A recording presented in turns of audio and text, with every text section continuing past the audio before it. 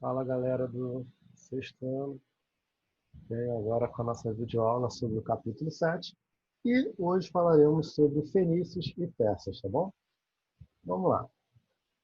Como eu falei para vocês, a gente vai fazer esse esquema agora aqui de resumo, tá? Tentar deixar ele menorzinho, para vocês não se cansarem tanto copiando. Então vamos começar. Sobre os fenícios. Os fenícios, eles estão localizados ali próximo dos hebreus, naquela região da Palestina ali, tá? No caso, eles estão mais ao norte, bem no litoral mesmo. E por eles estarem no litoral, de cara com o mar Mediterrâneo, eles vão desenvolver bastante as navegações. Consequentemente, isso vai favorecer um comércio marítimo. Tanto que os fenícios serão conhecidos como grandes navegadores, em que eles vão comercializar com os povos do Oriente Médio ali, mas também chegando até o norte da África e indo até a Península Ibérica. Para quem não sabe, a Península Ibérica é a região de Portugal e Espanha, tá? Então eles vão navegar todo aquele mar ali. E por eles estarem numa região muito especial que permite eles fazerem essas grandes navegações, o território da Fenícia ele vai ser almejado, ser vai despertar a vontade de outros povos de atividade de dominar aquela região. Então, os fenícios vão acabar sofrendo com isso, como a gente vai ver já já. Além disso, a Fenícia ela corresponde a um tipo de governo chamado plutocracia. O que é a plutocracia? É o governo dos comerciantes magicos, de uma aristocracia, de uma elite mais rica, que no caso da Fenícia são os comerciantes, né? E vamos falar um pouquinho sobre as características dos fenícios. Política, sociedade, economia e religião. Tá? Política. Como funciona a organização da Fenícia? São várias cidades e estado, independentes entre si, da mesma maneira que era na Mesopotâmia. E como a gente vai ver ainda, na Grécia Antiga também era assim. Tá? Cada cidade e estado tinha o seu próprio rei. Tá bom? Beleza. E as quatro principais cidades eram Sidon, Tiro, Biblos e Ugarit, tá? Tem mais de uma que é Cartago, que é uma cidade criada um pouco depois, tá? Que fica ali no norte da África. A gente vai falar dela já já. E como essas cidades elas são independentes entre si, elas partilham apenas da mesma cultura, mas nem sempre das mesmas regras, das mesmas leis. Essas cidades vão disputar entre si as rotas comerciais do Mar Mediterrâneo, já que todas estão ali de frente para o Mar Mediterrâneo, tá? É bom você já assistir essa videoaula com o livro aberto, para vocês poderem olhar no mapa o que eu estou falando, o Mar Mediterrâneo, a cidade e tudo mais, tá bom? Então, como essas cidades disputavam entre si, isso acabava enfraquecendo elas, principalmente quando inimigos estrangeiros, quando invasores chegavam na região para tentar dominar, tá? E nesses momentos de invasões, eram dos momentos em que essas cidades se organizavam, se reuniam para acabarem, para lutarem com o inimigo em comum, tá? Mas na maior parte do tempo elas estavam separadas, elas viviam cada uma a sua vida e entravam em conflitos entre si, tá? B. Sociedade.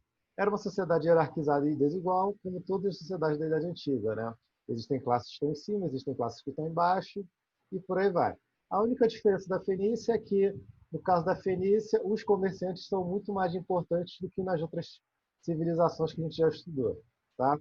Porque é uma plutocracia, ou seja, esses comerciantes mais ricos, eles têm bastante poder nessa sociedade. Agora, quanto à liderança política, os historiadores entendem que a Fenícia passou por dois momentos. Tá? Em um momento, cada cidade tinha o seu rei, e esse poder real passava de pai para filho, era um poder hereditário. E quando. Quando. Peraí, gente. Passa, passa, passa, passa.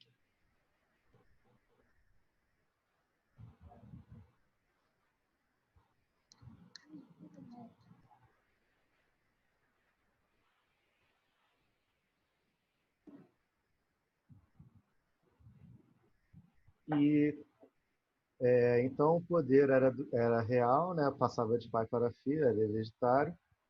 Só que vai chegar um momento, e isso os historiadores falam quando os fenícios chegaram ao norte da África e fundaram a cidade de Cartago, em que a organização política vai mudar, em que, no caso, em vez de ser um rei por cidade, serão dois reis por cidade. E esses reis serão chamados de sufetas, tá? Um sufeta e mais outros, tá bom? E serão reis escolhidos pela elite da cidade, elite dos comerciantes mais ricos, né? Para governar a cidade-estado. Então, existem esses dois momentos na Fenícia. E os historiadores não sabem dizer até hoje qual durou mais tempo, se realmente era só na cidade de Cartago que haviam sufetas, e no oeste eram reis, como eu coloquei aqui. Mas, de qualquer maneira, eu estou avisando vocês para que, caso apareça uma das duas formas, ela não vai estar errada, tá? Eles tiveram essas duas maneiras aqui de governar a sociedade.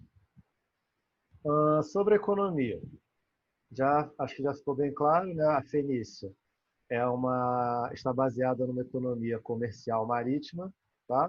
Então eles vão fazer comércio com os gregos, com os egípcios, com uma galera dali próximo da Mesopotâmia também, tá? Indo até a Europa ali na Península Ibérica e tudo mais. Então eles fazem esse comércio e se baseiam nele para sobreviver. E temos as mercadorias fenícias, que serão mercadorias muito valiosas, já que eles estão em contato com várias partes do continente, tanto africano como europeu como asiático, eles acabam aglomerando, reunindo várias coisas raras, né? Em que muitas civilizações não tinham acesso. Por isso, essas mercadorias ficaram muito famosas, eram muito valiosas, muito importantes. No livro vem explicando muito sobre o que eles comercializavam e tal. Não falei aqui porque aqui é um resumo, é o mais importante. Tá? Além disso, também tinha uma parte da economia baseada no artesanato, como era comum na Idade Antiga, e tinha a importância da cor púrpura, que era uma cor que eles utilizavam principalmente para elaborar instrumentos, para desenvolver as suas embarcações e tudo mais, tá? E era bastante valioso isso. O que mais? Tá. Religião e cultura. A religião da Fenícia é politeísta e os deuses da Fenícia estão relacionados à natureza. Esses deuses vão sofrer influência da mitologia egípcia e da mitologia mesopotâmia também, tá? E, se vocês colocarem na página 136, vocês verão o alfabeto fenício, que é um alfabeto que acabou misturando, desenvolvendo, se eu não me engano, a escrita cuneiforme com os símbolos do Egito Antigo e tudo mais. Saiu uma mistura meio doida daí. E esse alfabeto ele vai ser extremamente importante, principalmente quando a Fenícia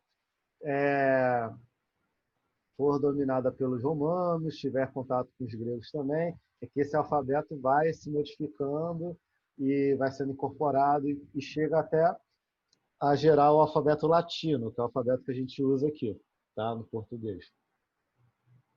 Tem as vogais, as consoantes e tudo mais, tá? Então, se vocês repararem na página, vocês vão ver que tem algumas letras que são muito parecidas com as nossas. Só que elas não significam letras, sim palavras. Né? Beleza. Vamos parar um pouquinho agora na Fenícia e vamos falar dos persas. Os persas se localizavam no planalto do Irã. Por volta de 6.000 anos antes de Cristo, eles começam a surgir naquela região.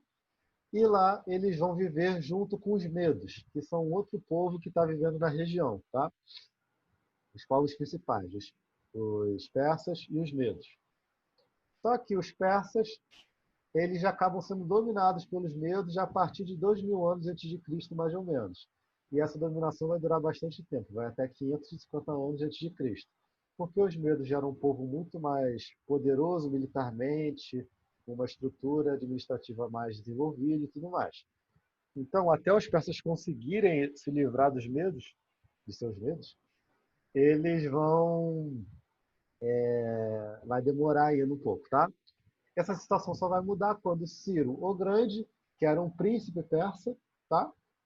Ele acaba liderando os persas e conseguem derrotar os medos e unificarem o território todo, nascendo assim o Império Aquemênida, também chamado de Império Persa. Tá?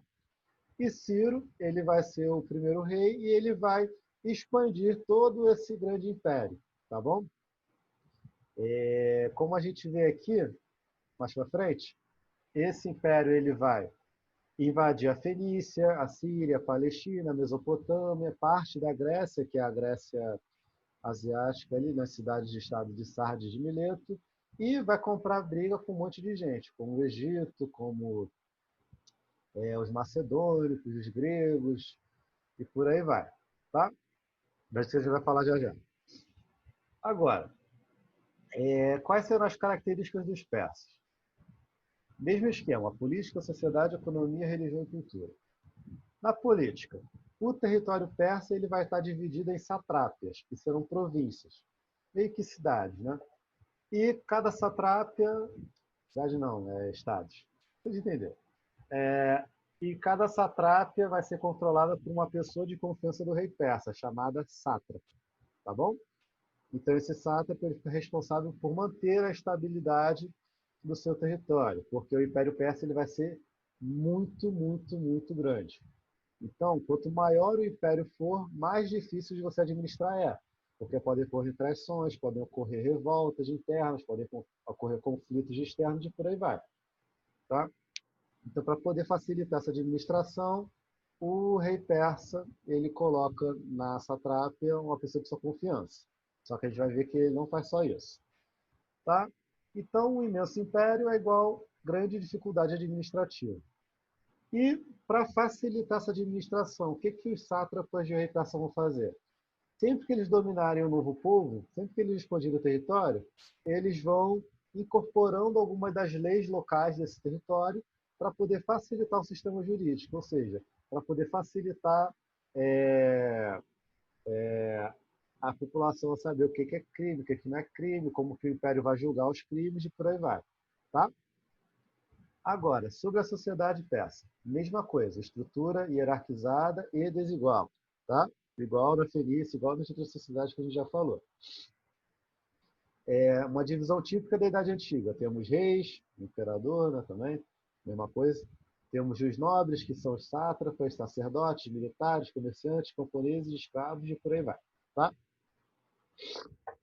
Eu dei uma pesquisada e, pelo que eu vi, isso não está no livro, mas pelo que eu vi, todos os súditos do Império Persa pagam impostos, menos os medos e os persas, que são povos originários da região. Tá? Então, meio que a galera que. Os fundadores, digamos assim. Então, eles não precisam pagar impostos. Mas as satrápias pagam impostos de imperador e tudo mais. Quando eu coloco súditos aqui, seriam pessoas mesmo, tá? Não um estado em si. Então, quem fosse medo e quem fosse persa não pagaria impostos ao imperador, tá? Pelo que eu entendi, posso estar equivocado aí, porque eu não tenho essa informação bem descrita nas fontes que eu vi. Mas, em todo caso, vocês consideram isso aqui, todos pagavam impostos, tá? E lembra que eu falei que os sátrapas eram pessoas de confiança do rei? O que, que vai acontecer? O rei não é bobo. Ele sabe que mesmo colocando pessoas de confiança dele, pode ser que as ordens dele não sejam muito bem cumpridas, tá? Podem acontecer mal administração, o sátrapa pode acabar pegando parte dos tributos que eram destinados ao imperador e por aí vai. Ao império, né? E por isso será criado um funcionário real para fiscalizar a atuação dos sátrapas, ou seja, é o funcionário que responde direto ao rei e ele está nas satrapias para poder ver se o sátrapa está fazendo o que ele deve, está fazendo certo, o seu trabalho. E esses funcionários serão chamados de olhos e ouvidos do rei. Tá? Então, o rei vai todo momento ter pessoas de sua confiança fiscalizando o território.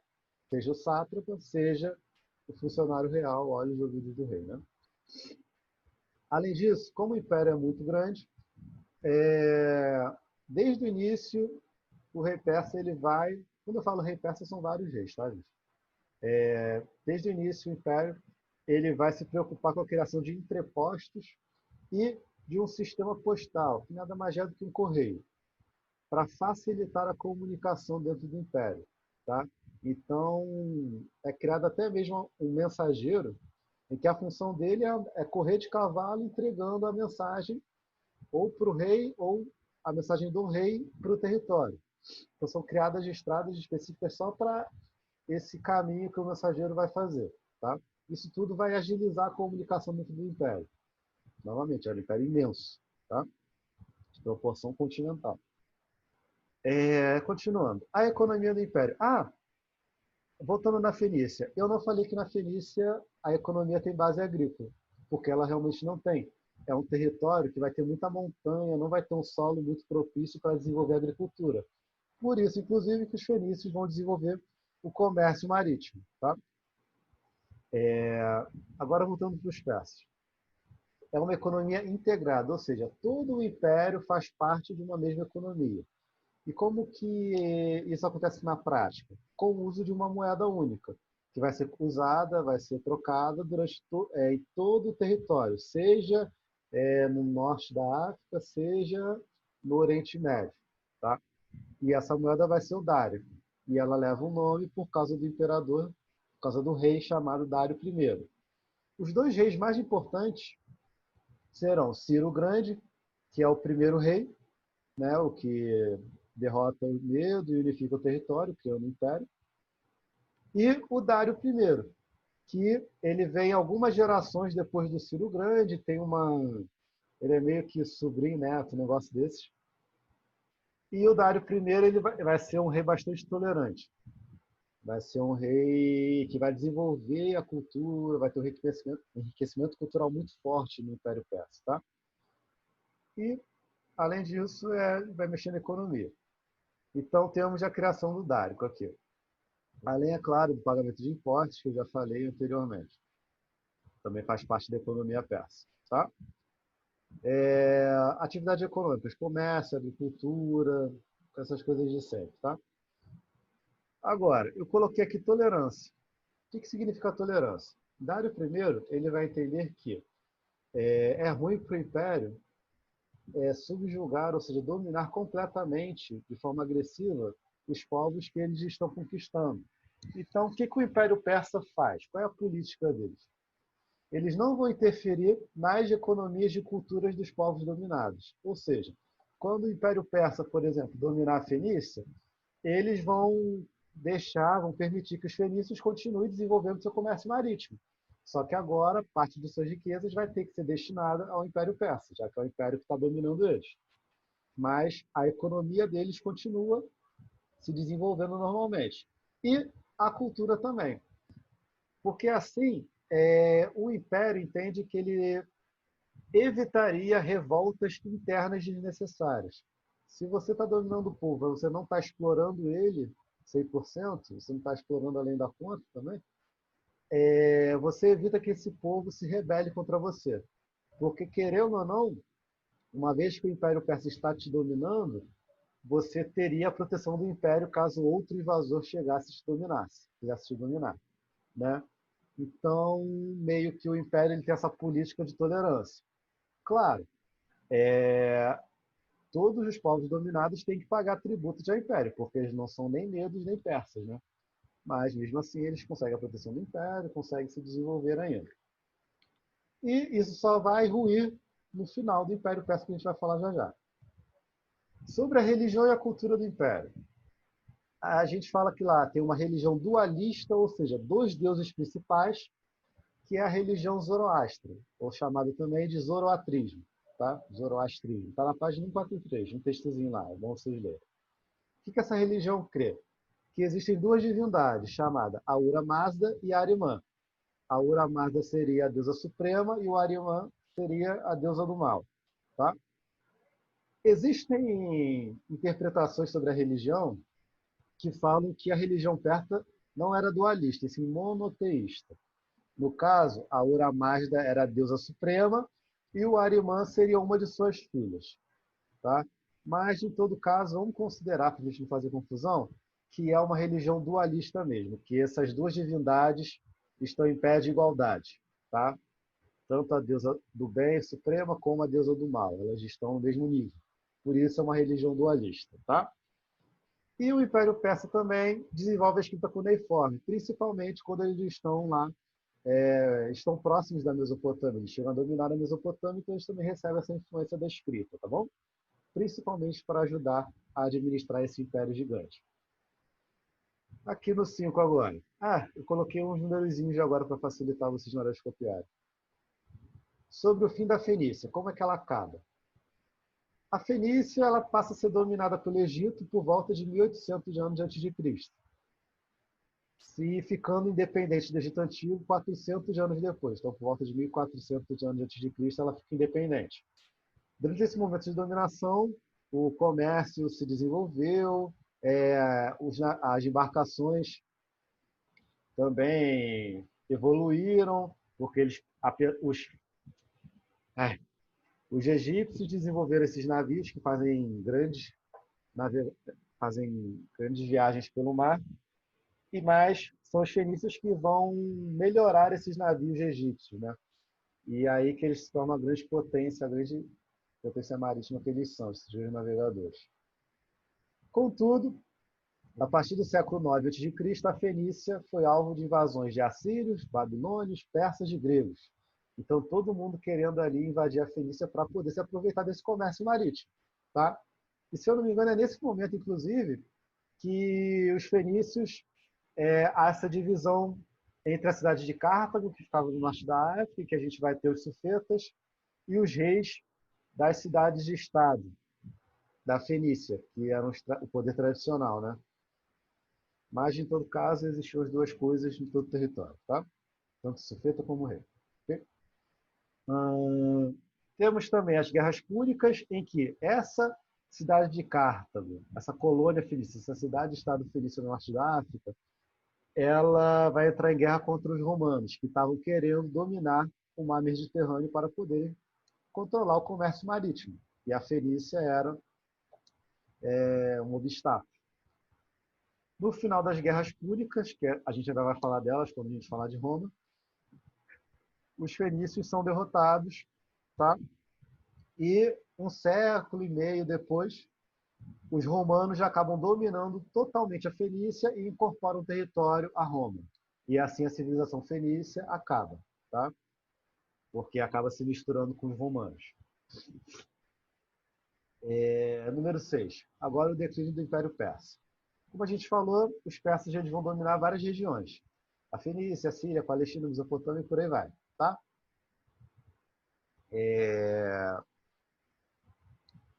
E quando eles vão dominar a Mesopotâmia, eles vão invadir a Mesopotâmia, eles acabam libertando os judeus do cativeiro da Babilônia, que a gente falou lá na matéria de Hebreus, no capítulo 6.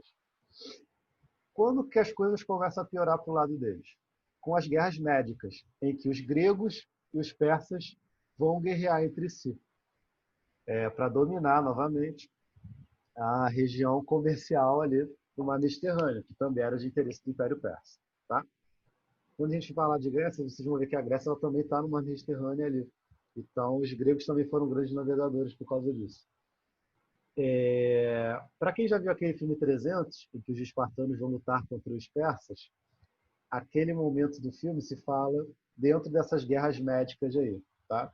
Esses médicos porque vêm de Medos, que são um dos povos que compõem o Império Persa. Tá? No caso, tem não sei se era príncipe ou se era o rei Xerxes, né? Que estava lutando contra a cidade de Esparta. A gente vai falar disso ainda. Após a morte de Dário I, Xerxes assume o império. Xerxes, seu filho. Tá? Só que Dário I, enquanto era um rei muito tolerante, muito habilidoso, da mesma maneira que Ciro foi quando conquistou os novos territórios, Xerxes não conseguiu manter a união, a estabilização de todo o império. Então, após a morte de Dário I, o império ele começa a se desmembrar aos poucos, com povos que haviam sido dominados, se revoltando contra o império e conseguindo sua independência. No final das contas, em 330 a.C., o Império Persa vai ser conquistado pelo macedônico Alexandre o Grande. E depois, Alexandre, os macedônicos serão conquistados pelo Império Romano também. Tá? E aí, vida que segue. Para casa, todos os exercícios discursivos do capítulo 7, a gente vai falar deles na videoaula da semana que vem, e os exercícios de objetivos do capítulo 7, ou seja, aqueles exercícios de marcar, que a gente vai corrigir na aula do Zoom, ou semana que vem ou na próxima. Vamos ver como é que a gente está nesse cronograma aí, tá bom? Basicamente é isso. Aqui a gente tem um símbolo que tem a ver com o Império Persa. Fica aí para vocês pesquisarem. Quero ver quem descobre que símbolo é esse, para que ele serve, qual é o sentido dele. Tá? Ficamos por aqui. Semana que vem a gente continua, tá bom, galera? Fechar aqui. Tchau, tchau.